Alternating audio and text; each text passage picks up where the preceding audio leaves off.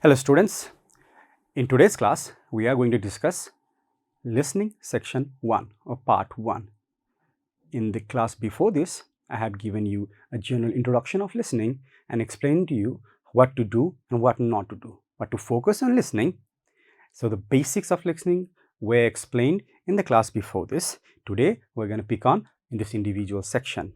Now let me tell you something. In this section I'm talking about, the new questions in IELTS since 2 years, they are referred as parts. Call them sections, call them parts, they are still the same. So in this part or section, you will hear audio and you have to answer question number 1 to 10. Thus, section 1. Section 1 is all about general communication, or you will hear a dialogue on a general everyday kind of scenario. Listening to this or listening to the audio, you have to answer these questions 1 to 10. So let's talk about that. So in this section, you'll hear a conversation between two speakers. This conversation will be on simple general talking, nothing really complicated, simple vocabulary, very straightforward answer. In some sense, like I've mentioned in the class before this, they will try to spoon feed the answers to you. They'll make it so easy for you that you can't miss the answer. And in this section, most of the students managed to score 10 out of 10 very easily, because compared to the other section, this is the easiest section that is there. So here, a conversation can be between something like a receptionist and a customer, a teacher and a student, librarian and a student, policeman and a complaint maker, between friends. It can be telephone conversation or face-to-face. To give you more idea about this, let me give you an example. Imagine you are calling a hotel to book a table for 2. Now, what will the hotel ask you? And what will you ask the hotel? Now remember, as you are communicating over the phone, the receptionist from the hotel is likely to fill up a form. So you are going to fill up that form on the behalf of that receptionist.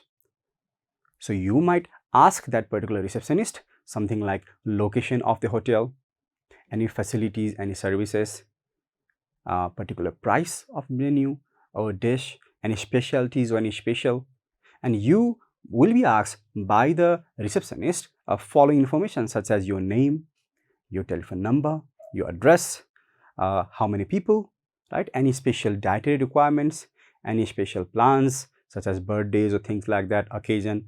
So a lot of those specific details, information will be exchanged here. So the name of this section, as you can see in the screen, is marked as specific information, because there will be very specific information that will be exchanged in this section. So the name of this section is finding specific information. So the name of the section is finding specific information or specific information. So as you can see here, so often telephone conversation, or it can be a conversation between two people. Remember, two speakers. That's why we call it dialogue. And as these two people will be communicating with each other, you are going to listen to this and answer the questions that's been given to you.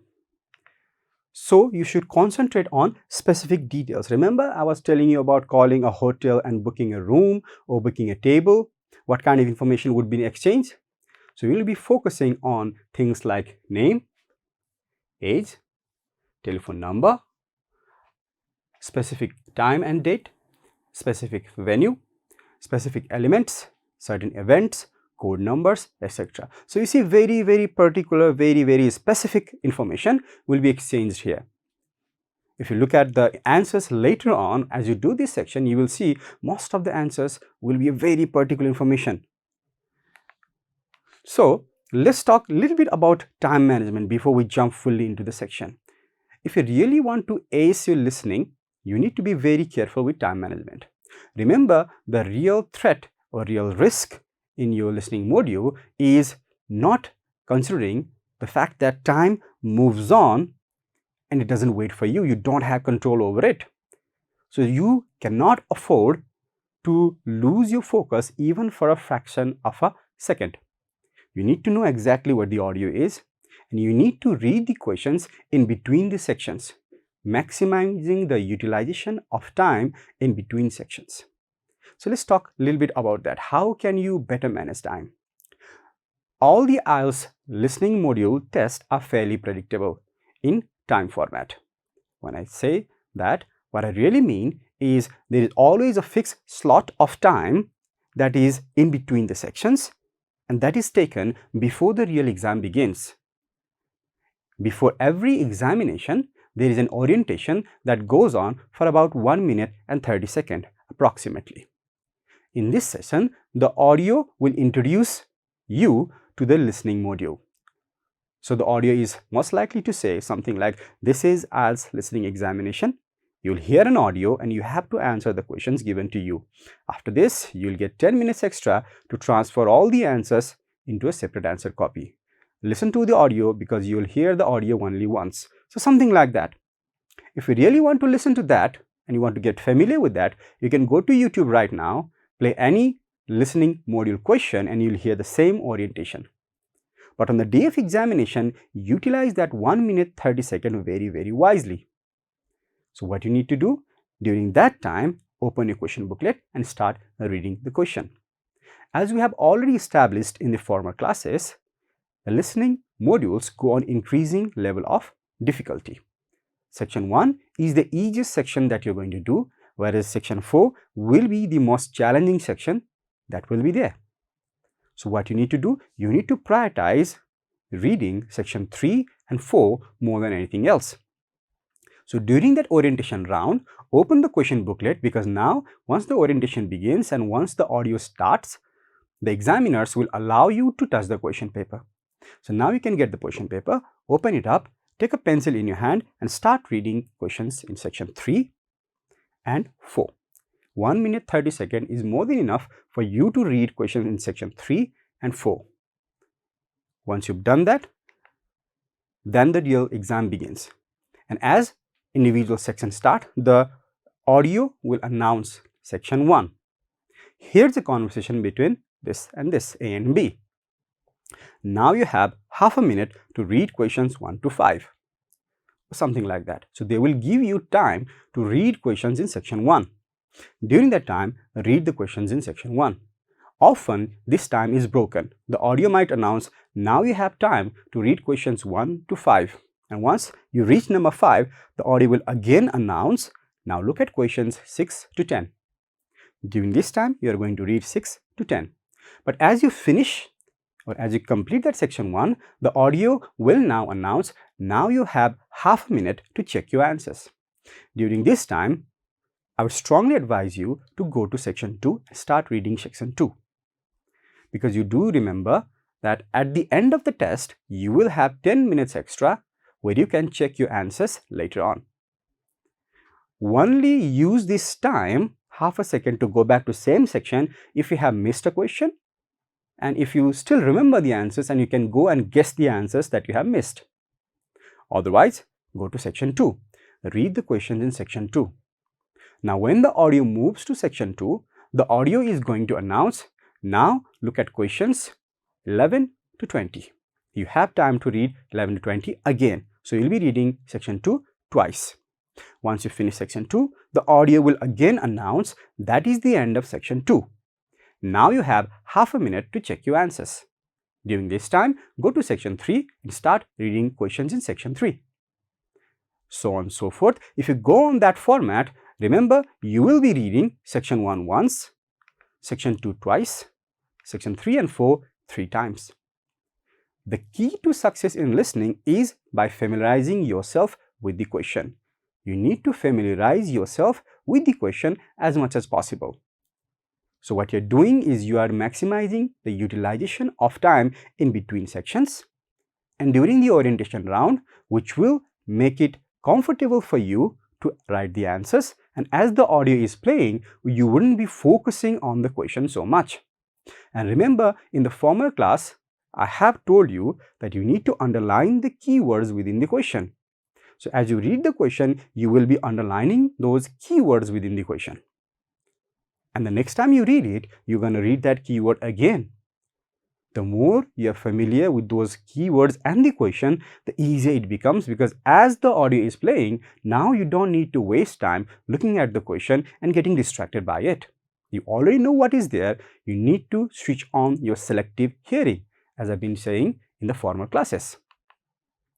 Now let's talk about some of the useful tips and strategies that is there for listening section 1. If the name is long and hard to pronounce, do not panic. It's sure to be repeated or even spelled out for you. Remember, I told you in this section they will spoon feed the answers to you. So, if the name is long or hard to pronounce, or you come across any uncommon or unfamiliar name, you don't need to worry. In this section, the audio will spell the name for you. For example, what is your name? And the other person responds, my name is Adam Smith. A-D-A-M Adam, S-M-I-T-H Smith. So they will pronounce the name and also spell it for you. So you don't need to panic with name. Similar goes for address. For example, the audio might say, where do you live? And this person replied saying, I live on 54th Rochester Avenue. After a pause, the person is going to spell it for you. R-O-C-H-E-S-T-E-R, Rochester Avenue. So you don't need to panic if you don't know the name. Remember, they will be spelled out for you. In the case of telephone number, similar strategy applies. Remember, telephone numbers can be very, very long. They will say the numbers, however, it's empirical. Empirical means very, very important. It is important that you start to note it down as soon as they start saying it. Why? Because sometimes the telephone numbers can be really, really long. In the audio sections of this round, I have even come across audios where a telephone number can be up to 13 digits long. And I doubt you'll be able to remember those 13 numbers in that exact sequence. Or even if you can, you don't want to risk it. So I would strongly advise you, as soon as they start saying the numbers, start writing it down. Do not wait for it to complete. Same goes for information like insurance policy numbers, credit card information. These numbers can be extremely long, thus very important, or license numbers. Very important that you start writing it down immediately as they are saying it. You don't want to wait up until it ends, at least for this type of question. In the case of telephone number, often 0 is pronounced as alphabet O and similar digits as doubles. For example, one person asks the other, what's your phone number? And this person says, my phone number is 2048663339. 2048663339. So O means 0 and 666. Rather than saying it that way, they might say doubles and triples. So you need to be ready for this. The alphabet in code number must be written in capital. And if you are transferring your answers in small letter, similarly, all the proper nouns must start with capital letters. Remember, in the former class, I have already said you can write all the answers in capital letter, so do write everything in capital. However, you need to especially pay attention to proper nouns and postcodes. If you ever want to write anything in small or whole answers in small, these things must be capitalized. Postcode will be something like number and alphabet joined together. For example, a postcode can be BC1 24A or something like this. So it will be the combination of words and numbers together.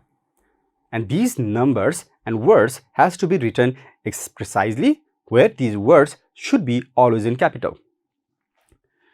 Be very careful with singulars and plurals, and this is one of the most common mistake I have come across in my teaching experience. A lot of students often find it very difficult when the native people speak a language, and it's very hard to isolate whether they were saying singular or plural for an answer. Because as we, means South Asians, speak English, we are very sharp with pronunciation of singular and plural. However, the native speaker might not be that sharp or that crisp with that particular language. As they are saying it, it's very casual for them. So it's a bit difficult for many students to understand that. Like I mentioned, with telephone numbers, don't wait. Another very crucial information here is the meeting schedule date must be in numerical and not in words like tomorrow or day after tomorrow. Imagine there is a phone conversation and one person asks the other, so when is the meeting? And this person replies by saying, today is 5th of July, meeting is tomorrow. So your answer now is not going to be tomorrow, your answer is going to be 6th July. Remember, meetings and schedule dates must be expressed in numerical and not in expression like tomorrow, a month later, a week later. In this section, you have to predict the answer. In the former class, I have mentioned about anticipation. Very, very important because it will help you focus on the answer. It will help you find the answer easier and it will keep you really focused or glued on to the question. So you need to predict your answer as much as possible. Look at the question and think, what do you need as an answer? Do I need a noun, pronoun, verb? Do I need a name? Do I need an address? What do I need? If you know this at least, you can switch on that selective hearing I've been talking about and you can find the answers easier. So first you should quickly go through all the questions in section 1 to know what kind of blanks and questions have, and also you can predict the answer at the same time.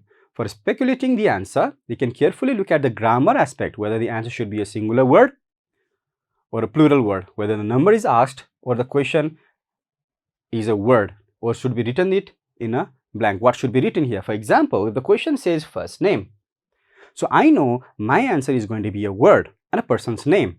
And if the question states wage rate, I know my answer is going to be a number and probably a unit next to it. And in many cases, a unit / timeline. For example, $5 an hour, £50 an hour, or $100 a month, something like that.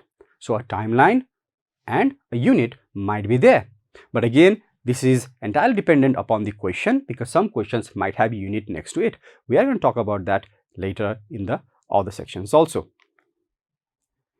Now comes foreign accent pronunciation. Remember, in the first class of IELTS introduction, I talked about American English, British English, and what we often use or what we referred as Indian English. For us, a lot of pronunciation of foreign accent can be really challenging because a lot of pronunciation can be new to us. So learning foreign accent pronunciation is of all the alphabet at least, as well as the number, is highly recommended for clearing this section because it is definitely the case that answer would be spelled by the speakers. Such questions are highly scoring and thus should not be skipped or missed. Example of that, look at this. If it was here, we would be saying this WXYZ702. However, a native English speaker, American English speaker or British English speaker might call it WXYZ702.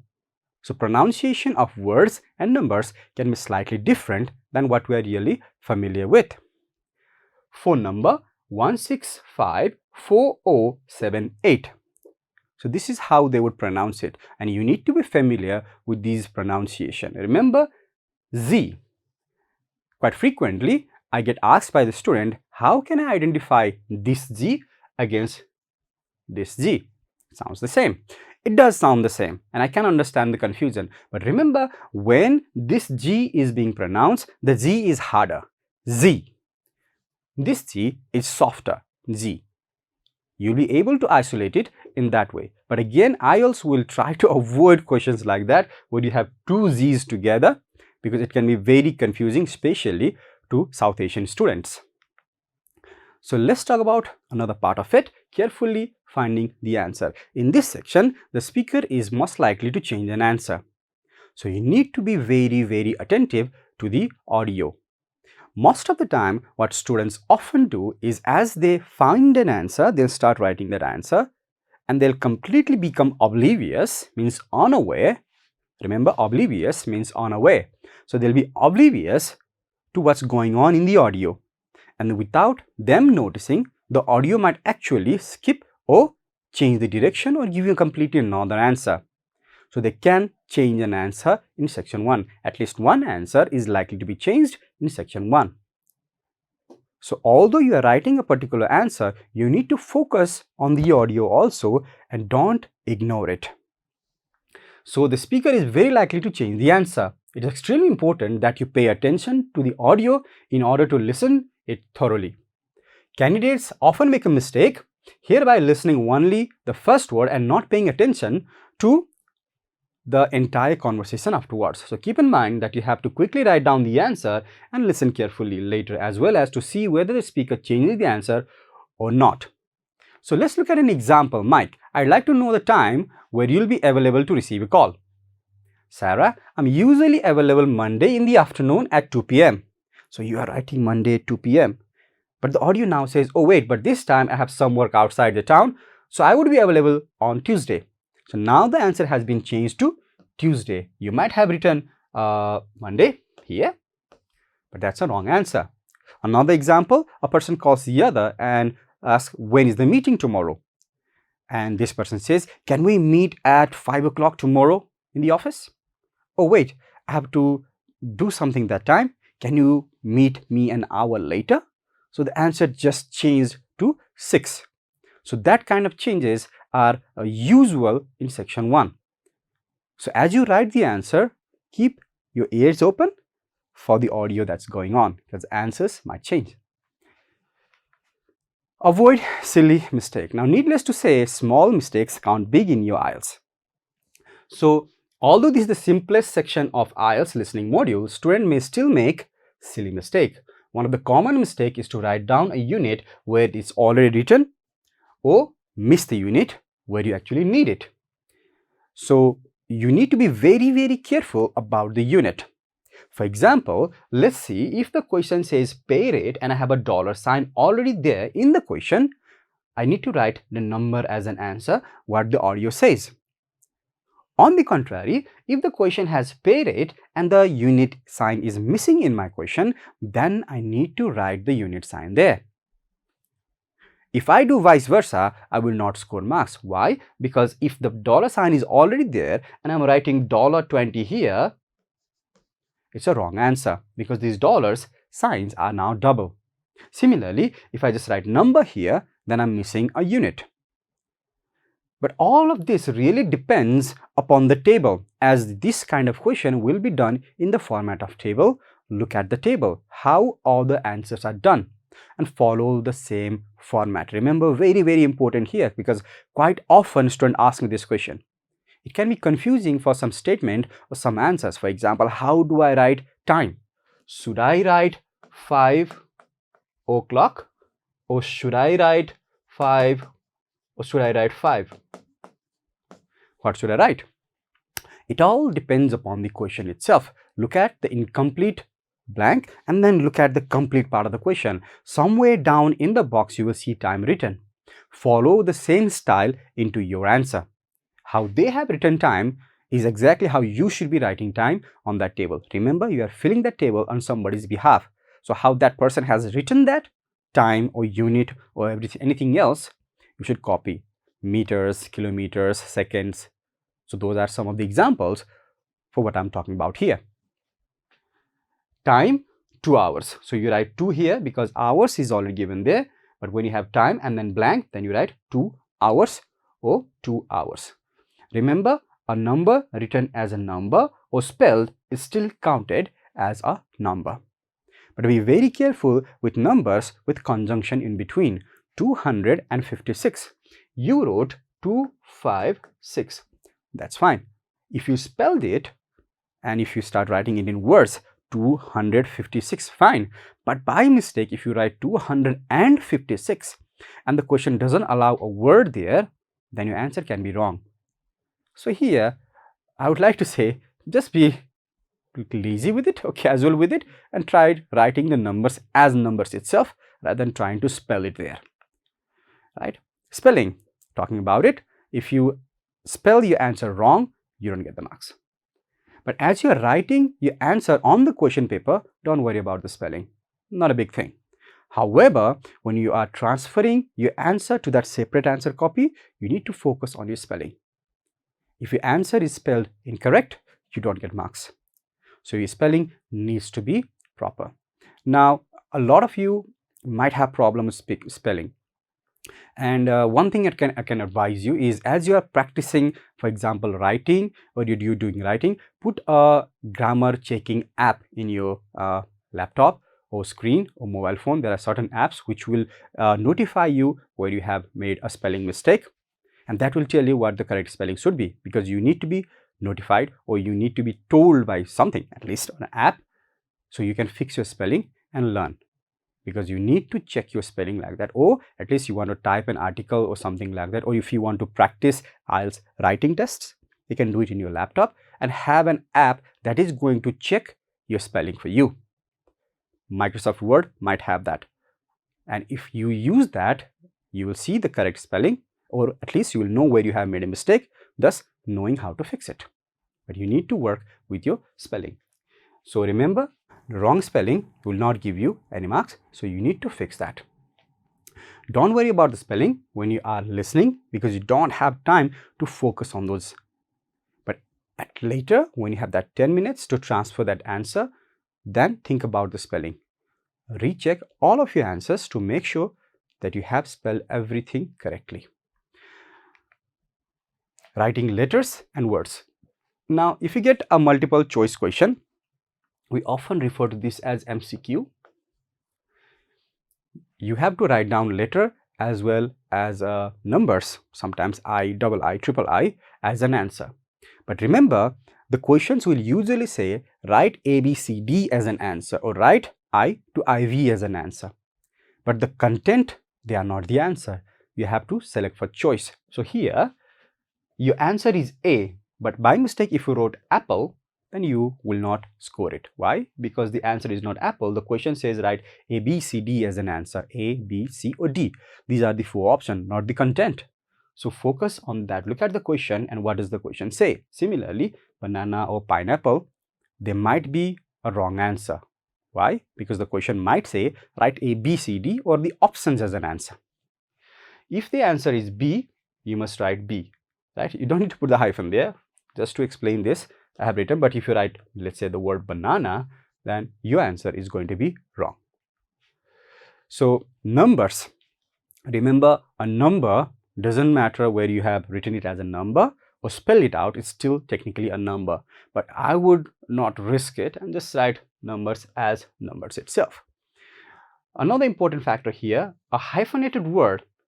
If you have a hyphenated word, it is counted as one word. For example, this word, we don't say it father-in-law. It has to be read as one word, father-in-law.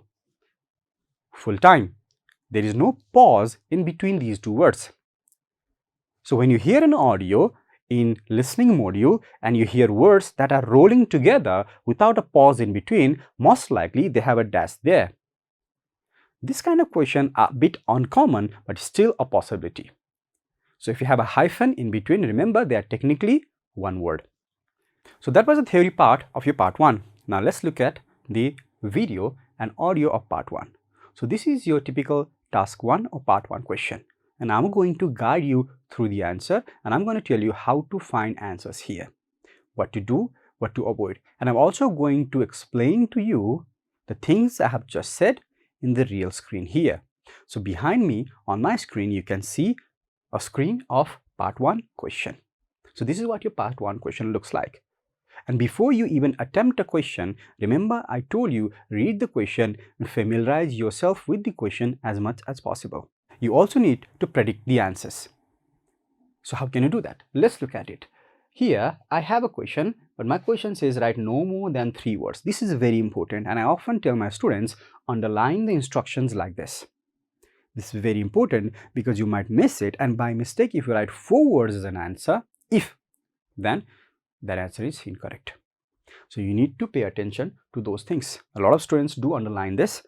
I would strongly advise you underline this as you are reading this.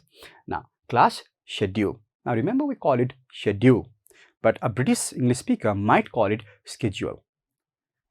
This is the difference between British and American pronunciation. And a lot of different words, you might see that difference, you might hear that difference. So here, Chinese, level, advanced. Days, dash, evenings. So I have here days, dash, evenings. So what should I have as an answer? Look at the other answer, days, Tuesday and Thursday mornings. So I likely have a name of a day, Sunday, Monday, Tuesday, Wednesday, something like that. And since I'm allowed to write 3 words, I can write that word and in my answer. This answer also has and there, Tuesday and Thursday mornings. So I can have something like Monday and Tuesday evenings. So predict the answer as the audio says. Now I can write the word and there. Second, Japanese and level. So you see here level advanced is written. So now I can write level, something like advanced, beginner, intermediate, basic. So think about what words can we use for level. This is all about anticipation. It is going to give you answer in advance. It is going to help you click on that selective hearing strategy I was talking about. Now let's look at the other answers. So at the last we have got Friday dash. So all the answers here, it says days dash evenings, days Monday and Wednesday and Friday. But here we have got Friday and dash means I have the name of the day, I need the time of the day. But you see it is written evenings here and mornings with S. So I likely have something like same answer, mornings, evenings, afternoons. I'll have S there in my answer. So this is what I was talking about, because this is a format you are filling on somebody's behalf. And if that person has filled S after evening, you need to do the same for your answer as well. How they have filled the remaining part of the answer has to be done in the same format. If you look at the other answer here, 1 week, 5, and then I have a dollar sign. That means I need a number as an answer. I can't write dollar in my answer because the answer already has the sign or the unit there. Same thing here, all of my answers here are going to be numbers. This kind of question, you have to read the question whenever you have time. It says student can register for a class by visiting blank. So now I need to write the answer. So where do you think student have to visit to register for their class? They need to visit a school administration, or they need to visit an office, they need to visit a counselor's office, or something like that, a place most likely. DAS is in charge of student registration. So here I need a name of a person, or I need the designation of that person to fill the answer here. Now let's play the audio, and I'm going to stop in between and tell you this is the answer and here is the answer. All right? Now I'm going to play the audio for you and show you how it is done. I'll play the video and stop in between to explain to you where was the answer and how you should be doing it. Let's listen to this. Section 1. You will hear a man asking for information about language classes over the phone. First, you have some time to look at questions 1 to 4 on page 5. Let me stop you there. In this section, they'll usually break the question into 2 chunks. Here, he's saying 1 to 5 or 1 to 4, I think. And then later, after you finished part 4, the audio will again announce, now listen to questions 5 to 10. So this question is broken into 2 splits. The audio speakers or the speakers will still be the same. However, there will be a pause in between and the audio announcer will announce, look at questions 5 to 10. Another important note I might add here is, remember in the old sets, that is before 2020, the questions in section 1 would have an example done for you. But remember, these days there are not any examples. In your real examination, you will not come across any examples. So do not wait for example. Here, the test starts from number 1 without giving any example. The audio will give you some time to read the question now. As I mentioned earlier, this is very important and you need to read questions in section 1. But remember, our questions in section 1 are very, very short questions. You won't take long to read this. It's easier to remember them. As a matter of fact, you don't even have to underline them in this question set. Why? Because they're too short. However, for this question, I'd probably underline something. For example, students register visiting and in charge of student registration. I'll probably underline these words so that as the audio is playing, I know which part should I focus on. You should answer the questions as you listen, because you will not hear the recording a second time. Listen carefully and answer questions 1 to 4. So let me take a bit side Good approach. morning, Globetrotters Language School. How may I help you? Yes, I was wondering if you could give me some information on language classes. Certainly. What language are you interested in studying? Well, that's the thing. I'm interested in learning Japanese, but I'd also like to improve my Chinese. I don't know which to study right now. Maybe the class schedule will help you decide. I'm stopping here. You hear the word schedule. So this is British English. Schedule would be American. Right. Did you want to study in the morning, afternoon, or evening? I work in the evenings, so mornings or afternoons would be best. Then that decides it for you. We offer an advanced Chinese class, but it meets on Wednesday and Friday evenings. So she said Wednesday and Friday evenings. And since I am allowed to write 3 words, you see 3 words here. So Wednesday and Friday evenings. So that's going to be my answer, Wednesday and Friday. I couldn't do that. When do the Japanese classes meet? We have beginning Japanese on Tuesday and Thursday mornings. No, wait, that's intermediate Japanese. Remember, I told you the speaker is likely to change an answer. Here, the speaker changed the answer.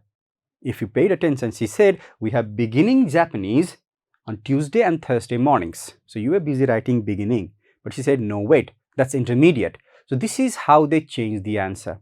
So you need to pay attention. Let me play that part again so you'd understand what I'm talking about. Listen to it again. Well, that's the thing. I'm interested in learning Japanese, but I'd also like to improve my Chinese. I don't know which to study right now. Maybe the class schedule will help you decide. Did you want to study in the morning, afternoon, or evening? I work in the evenings, so mornings or afternoons would be best. Then that decides it for you. We offer an advanced Chinese class, but it meets on Wednesday and Friday evenings. I couldn't do that. When do the Japanese classes meet? We have beginning Japanese on Tuesday and Thursday mornings. No, wait, that's intermediate Japanese. Which level do you want? Advanced? No, beginning, definitely. I know some Chinese and some French, but I'm a real beginner with Japanese. Well then, are you free Monday, Wednesday, and Friday mornings? That's when the beginning Japanese classes meet. So number 3 is beginning. He said the word beginning. I would write the word only beginning here. I would not write the word beginning Japanese. Why? Very simple. You see, in the other class also it is written advanced. It doesn't say advanced Chinese. Here it doesn't say intermediate French. It just says the word intermediate. So I will write the word beginning only. Here, a lot of students have made mistake. In the former classes I have taken, whenever I have played this question, student would write beginning Japanese and cross question to me saying, sir, why can't I write beginning Japanese? I can write 3 words, and the audio did said beginning Japanese. But again, I told you, you need to focus on the table. How is the table filled? Here it says Chinese and advanced. It doesn't say advanced Chinese. It doesn't say intermediate French. It just says intermediate. So you are only going to write beginning. So remember, very important to stick to the format of the table itself. We also have intermediate French on Friday mornings. So she said the word mornings with S. I'm going to write mornings. Remember, I have told you evenings, mornings. So this is how you find answers here. And what happens is sometimes the audio will speak even after you found the answers. You see, we already reached part 4. The audio is going to skip to part 5 now and announce it. However, it's still going to talk about something for a while. In situation like that, it's very important for you to hold your ground. Look at the next question and then wait patiently. Don't panic. I have found sometimes that students often panic here thinking, have I missed it? Is it already gone ahead of me? Have I missed something? So it's very important for you to focus on your keyword and wait patiently. Listen to this part. I could do those mornings, but I'd prefer afternoon. Don't you have anything in the afternoon? We have intermediate Japanese class on Wednesday and Friday afternoons. I really need a beginner class, so I'll take the morning Japanese class. Could you give me an idea of the cost? What would be the tuition for the Japanese class? Tuition. Again, Americans would call it tuition. So let me switch to the side. So we're going to do this question row now. So the audio is going to... Before you hear the rest of the conversation, you have some time to look at questions 5 to 10 on page 5. So it will give you some time to read the question because this question is a second block of the same question in section 1. Let me skip this.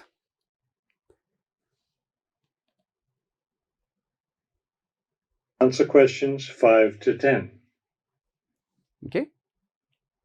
The beginning level classes meet 3 times a week, so they cost a bit more than the other levels. For a 6-week course. So, a bit unusual question here because usually they go 1 to 10. But here she's starting with 6 weeks course. It's a bit unusual, but because these questions are too short and you can easily do it, they might be doing this. This is only one of the sets, this is one of the few sets where I've seen the questions being not in that particular order.